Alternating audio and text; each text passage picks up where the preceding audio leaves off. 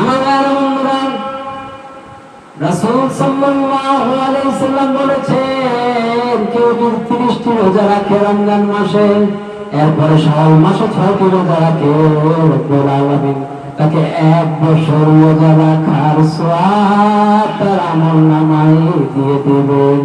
চিৎকার করে বলি আলহামদুলিল্লাহ। দলিল হচ্ছে মুসলিম শরীফের 1164 নম্বর হাদিস।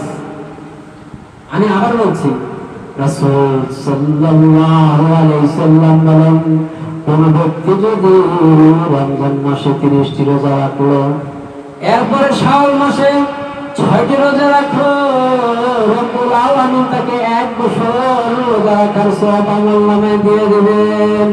চিৎকার করে বলি সুবহানাল্লাহ।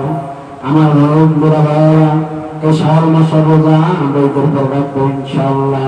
শাওয়াল মাসের রোজা রাখতে পারলে আমরা 1 বছর রোজা রাখার সওয়াব পাবো।